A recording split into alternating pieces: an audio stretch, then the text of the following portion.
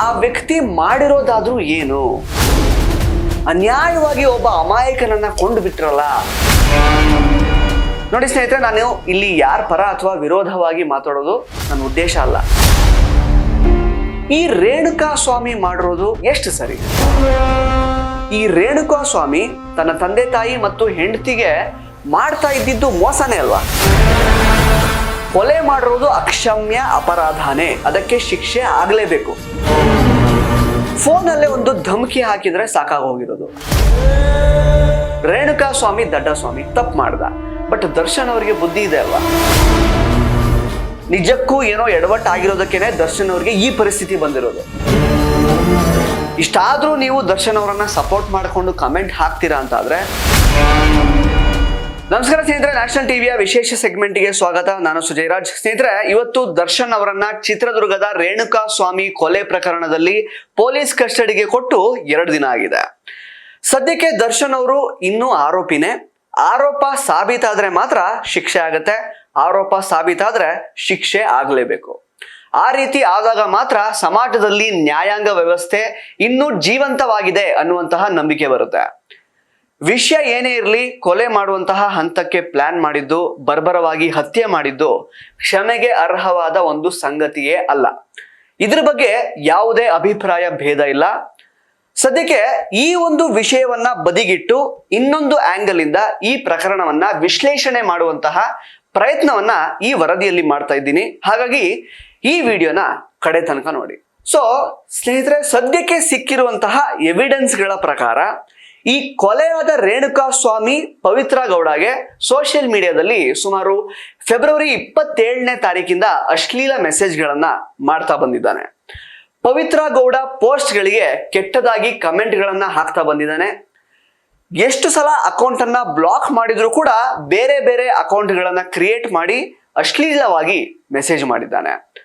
ತನ್ನ ಮರ್ಮಾಂಗದ ಫೋಟೋವನ್ನ ಕಳುಹಿಸಿ ನನ್ ಜೊತೆ ಬಾ ಅಂತೆಲ್ಲ ಅಶ್ಲೀಲವಾಗಿ ಮೆಸೇಜ್ ಕೂಡ ಮಾಡಿದ್ದಾನೆ. ಆದ್ರೆ ಪಾಪ ಆ ವ್ಯಕ್ತಿ ಮಾಡಿರೋದಾದ್ರೂ ಏನು? ಅನ್ಯಾಯವಾಗಿ ಒಬ್ಬ ಅಮಾಯಕನನ್ನ ಕೊಂದು ಬಿಟ್ರಲ್ಲ, ಅದು ಇದು ಅಂತ ಸಿಕ್ಕಾಪಟ್ಟೆ ಈಗ ಬರ್ತಾ ಇದೆ. ಆಕ್ಚುಲಿ ನ್ಯೂಸ್ ಚಾನಲ್ ಅಲ್ಲಿ ಅಥವಾ ಬೇರೆ ಬೇರೆ ಮಾಧ್ಯಮಗಳಲ್ಲಿ ಇದೆಲ್ಲ ಇರಲಿ, ಓಕೆ.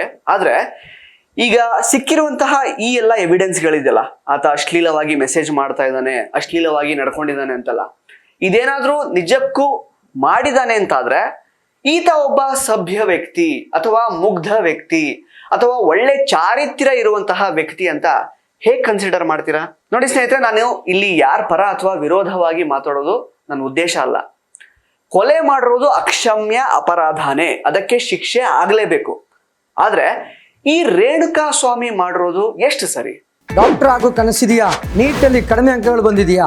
ಇಂಜಿನಿಯರಿಂಗ್ ಓದೋ ಬಜೆಟ್ ಅಲ್ಲಿ ವಿದೇಶದಲ್ಲಿ MBBS ತಡ ಯಾಕೆ? ಕಾಂಟ್ಯಾಕ್ಟ್ ಮಾಡಿ ಡಾಕ್ಟರ್ ಟೀಮ್ಸ್. ಈ ವ್ಯಕ್ತಿಗೆ 1 ವರ್ಷದ ಹಿಂದೆ ಮದುವೆ ಆಗಿದೆ. ಹೆಂಡತಿ ಈಗ 5 ತಿಂಗಳ ಗರ್ಭಿಣಿ ಬೇರೆ. ಈತನಿಗೆ ಕ್ಲಿನಿಕ್ ನಲ್ಲಿ ಕೆಲಸ ಮಾಡಿಕೊಂಡು ಮನೆ ನೋಡ್ಕೊಳ್ಳುವಂತಹ ಜವಾಬ್ದಾರಿ ಕೂಡ ಇದೆ. ಅವನದ್ದೇ ಆದಂತಹ ಒಂದು ಚಿಕ್ಕ ಮತ್ತು ಚೊಕ್ಕ ಸಂಸಾರ ಇದೆ.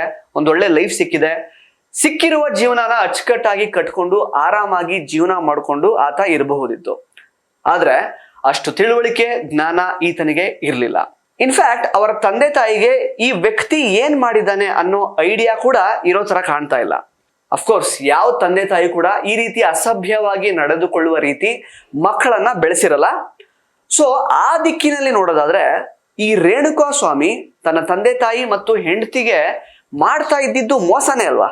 ಕೈಯಲ್ಲಿ ಒಂದು ಮೊಬೈಲ್ ಇದೆ, ಕಮ್ಮಿ ದುಡ್ಡಿಗೆ ಇಂಟರ್ನೆಟ್ ಸಿಗುತ್ತೆ ಅಂತ ಸೋಷಿಯಲ್ ಮೀಡಿಯಾದಲ್ಲಿ ಇರೋ ಬರೋ ಕೆಲಸನೆಲ್ಲ ಬಿಟ್ಟು ತನ್ನ ಲೈಫ್ ಅನ್ನ ಬಿಟ್ಟು ಈ ರೀತಿ ಅನರ್ಥ ಮಾಡ್ಕೊಂಡ್ರೆ ಒಂದು ಅಮೂಲ್ಯವಾದ ಜೀವನ ಈ ರೀತಿನೂ ಹಾಳಾಗಬಹುದು ಅನ್ನೋದಕ್ಕೆ ಈ ರೇಣುಕಾ ಸ್ವಾಮಿ ಸಾವು ಒಂದು ಜ್ವಲಂತ ಉದಾಹರಣೆ ಆಗ್ಬೇಕು, ಒಂದು ಎಚ್ಚರಿಕೆಯ ಕರೆಗಂಟೆ ಆಗ್ಬೇಕು ಅಲ್ವಾ?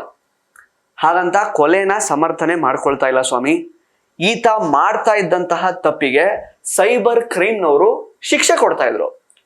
ಇದು ಚಿಕ್ಕ ತಪ್ಪು ಕಣಪ್ಪ, ಮನೆಗೆ ಹೋಗುವಂತ ಅವರನ್ನ ಹೇಳಿ ಮನೆ ಕಳಿಸ್ತಿರ್ಲಿಲ್ಲ.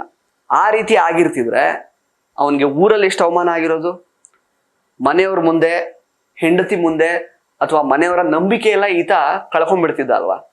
ಅದು ಬೇರೆನೇ ವಿಷಯ. ಆದ್ರೆ ಈ ರೀತಿ ಜೀವನೇ ಕಳ್ಕೊಳ್ಳೋ ರೀತಿ ಆಗಿರೋದು ದುರದೃಷ್ಟಕರ.